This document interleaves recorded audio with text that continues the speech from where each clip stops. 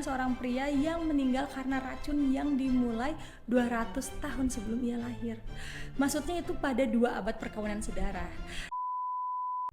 Hai guys, kembali lagi bersama aku Ray di fakta-fakta yang kamu belum ketahui.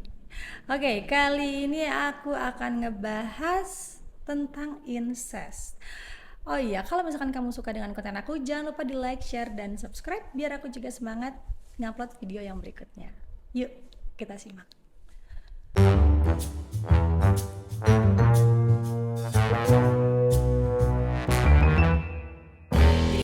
Nih, seperti yang kita tahu nih ya, perkawinan antar saudara kandung itu kan emang aneh ya. Ya mungkin kayak sama kakak, adik, om, tante, atau beberapa milih yang lebih ekstrim gitu sama nenek gitu. Yuk. Dan kalau kamu punya keturunan dengan seseorang yang genetikanya deket sama kamu, kayak saudara perempuan atau laki-laki, kemungkinan besar anak kamu akan mewarisi 2 gen yang resesif. Nih, pertama aku bakal coba jelasin incest dengan contoh sesederhana mungkin ya, biar agak santai gitu. Contohnya kita pilih puzzle. Coba nih, bayangin kalau misalkan diri kita itu adalah sebuah puzzle yang lengkap. Puzzle dengan potongan-potongan kecil yang disebut juga gen. Dan setiap potongan puzzle atau gen tersebut mengontrol setiap bagian khusus dari tubuh kita dan pikiran kita. Nah, menjadikan kita satu puzzle yang lengkap dan berfungsi sama kayak kita sekarang. Nah, sekarang bayangin lagi nih, kalau misalkan puzzle yang lengkap itu kita duplikat, abis itu kita buyarin lagi dan buat puzzle lagi dari awal. Hasilnya jadi bingung kan? Karena akan banyak potongan-potongan puzzle dengan gambar yang sama dan akhirnya beberapa potongannya jadi salah atau mungkin nggak pas dan bahkan puzzle-nya bakal jadi rusak.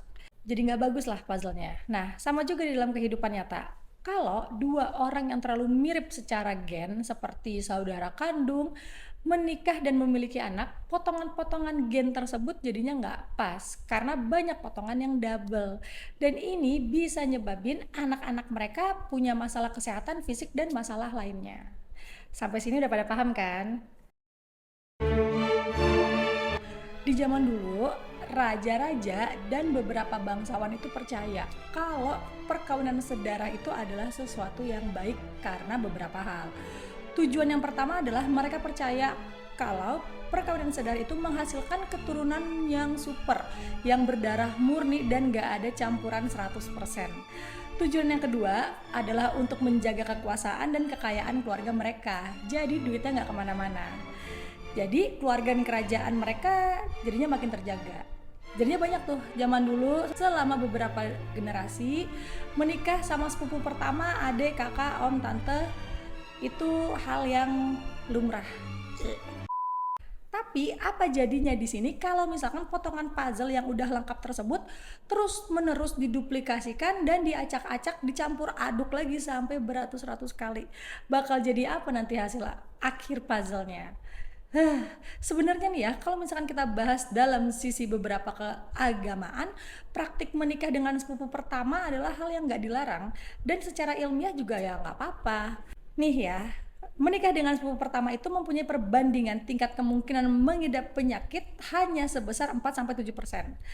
Dan perbandingan dengan kalau kita menikah dengan orang lain yaitu tingkat kemungkinan mengidap penyakit akan menjadi 3-4%. Yang jadi masalah di sini adalah apabila menikah sepupu dari generasi ke generasi. Persenan tersebut akan langsung meloncat tinggi. Contoh yang pertama adalah Raja Tutankhamun. Beliau ini merupakan Raja Mesir yang memerintah dari tahun 1332 sampai 1323 sebelum Masehi. Raja Tut ini unik guys, karena ibunya bukan hanya istri ayahnya tapi juga saudari perempuan dari ayahnya. Jadi kayak kakak beradik gitu. Begitu juga dengan generasi-generasi sebelum Raja Tutankhamun.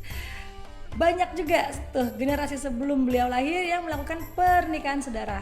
Ya, gimana hasilnya untuk puzzle Raja Tutankhamun ini? Nih ya, diketahui dari pengujian DNA mitokondria, para ilmuwan memberitahu kita bahwa hidup Raja Tut itu dulu penuh penderitaan. Karena beliau menderita penyakit langka yang disebut penyakit Kohler. Ini adalah penyakit langka yang dimulai pada masa kecil Raja Tut dan mengakibatkan tulang dan kakinya itu mati. Penyakit ini juga sangat menyakitkan banget ya, gengs. Dia juga punya beberapa masalah estetika. Contohnya giginya terlalu besar, pahanya feminin. Beliau juga punya dada yang lebih mirip seperti dada perempuan, seperti payudara gitu. Tulang belakangnya bengkok. Dia juga nggak bisa menggerakkan kepalanya dengan baik karena 7 vertebratanya yang di lehernya itu dempet. Raja Tutankhamun itu punya 130 tongkat buat jalan kaki. Dan dia juga biasanya menembakkan panahnya sambil duduk, jadi bukan berdiri. Sekarang tahu kan kenapa kamu nggak boleh melakukan perkawinan sedara? Oke, itu dari Mesir. Nah, ini langsung aja nih, kita langsung ke intinya. Raja Tutankhamun itu belum apa-apa. Tapi inilah raja paling terinses di dunia. Datang dari Habsburg. Yuk, mari kita bahas. Raja terakhir yang menjadi korban hasil dari kesalahan yang telah dilakukan 200 tahun sebelum dia lahir. Kerajaan Incest bangsa Habsburg adalah salah satu keluarga kerajaan yang berpengaruh dalam sejarah Eropa. Mereka memerintah wilayah-wilayah besar kayak Spanyol dan Kekaisaran Romawi Suci. Nih ya, keluarga kerajaan Habsburg sendiri dulunya itu mereka dijuluki sebagai keluarga kerajaan yang paling banyak melakukan incest, dan itu sudah mereka lakukan selama beratus-ratus tahun turun-temurun.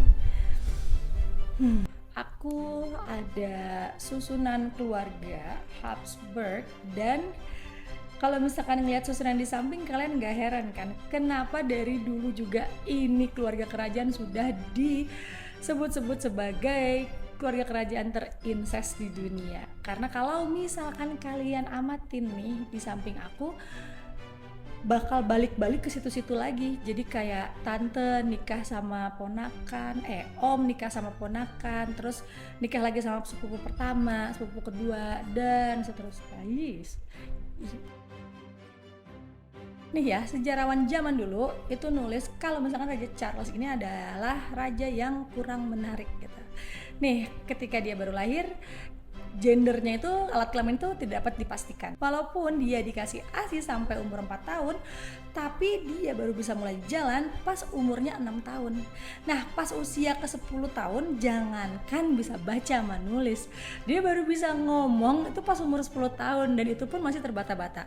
Tapi makin besar tetap tuh makin susah ngomongnya karena dia itu punya bibir yang disebut juga bibir Habsburg, yang berarti rahang bawahnya lebih maju daripada bagian atasnya. Ya kelihatannya jadi agak serem gitu ya, jadi kayak nyameh tapi terlalu nyameh gitu, sampai-sampai susah ngomong. Ditambah lagi ukuran lidahnya yang lebih besar daripada lidah orang normal biasa, tambah ngebuat Raja Charles ini makin susah ngomong. Jadinya dia kayak nggak bisa nutup mulut gitu guys. Jadi kalau misalkan dia kadang-kadang lagi jalan nih sama aku naik kuda gitu ya, dia kadang-kadang suka diteriakin sama rakyatnya, "Yang mulia maaf, itu bibirnya ditutup di sininya, mungkin jahat-jahat." Itu rakyatnya jahat juga ngomong gitu, berani juga itu. Ya udah. Terus juga beliau itu juga pendek, lumpuh, epilepsi, pikun, dan botak sebelum usia 35 tahun. Dia juga selalu diambang kematian, tapi dia tetap terus hidup, dan itu membuat rakyat-rakyat pada zaman itu bingung, nih orang kok masih hidup padahal begitu gitu keadaannya. Jahat juga. Nah, akhirnya Raja Charles meninggal juga pada usia 39 tahun setelah menderita sejak lahir. Sian juga ya. Nah, setelah kematian Raja Charles kedua, seorang penulis bahkan pernah bilang bahwa kami berurusan dengan seorang pria yang meninggal karena racun yang dimulai 200 tahun sebelum ia lahir. Maksudnya itu pada 2 abad perkawinan saudara. Nih ya, pas dicek, dokter forensik yang melakukan otopsi menulis bahwa Raja Charles kedua ini tidak punya setetes darah pun di dalam badannya. Anjir, jantungnya juga cuman seukuran biji lada, paru-parunya korosi, ususnya membusuk dan hitam, dan dia punya satu testis yang menghitam, hitamnya itu kayak arang, dan palanya juga penuh air, maksudnya kayak hidrosefalus gitu kali ya. Kesian sih, tapi raja, tapi enak hidupnya jadi raja, tapi kesian guys. Akhirnya Raja Charles kedua ini meninggal, dan ya bisa kita tebak tanpa keturunan. Dan ini adalah akhir dari kerajaan Habsburg tersebut. Nih ya, pertanyaannya, apakah perkawinan sedarah yang membunuh para Habsburg? Bisa kita lihat lagi nih, susunan keluarga Habsburg yang udah nggak jelas lagi.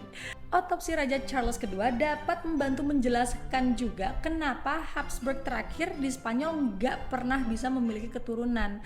Ya jelas aja, satu testisnya itu kan sudah berwarna hitam. Ya itu jelas aja ada sesuatu yang salah gitu di dalam badannya, ya kan. Lagi pula kalau misalnya punya anak, kesian gak sih anaknya, takutnya malah kenapa-napa gitu. Ini adalah kisah yang sangat ironis ya tentang Charles kedua, yang mana dia adalah produk yang tidak beruntung dari misi Habsburg untuk menjaga kekuasaan dalam keluarga mereka. Dan yang ironisnya lagi, karena keterbatasan Charles setelah kematiannya, perang pewarisan Spanyol akhirnya pecah dan menewaskan banyak banget umat manusia. 2 abad pemerintahan cabang Spanyol keluarga Habsburg yang kuat pun harus berakhir juga di tahun 1700. Oke guys, segitu aja konten dari aku. Kalau misalkan kamu suka dengan konten aku, jangan lupa di like, share, dan subscribe biar aku juga makin semangat ngupload yang berikutnya. See ya!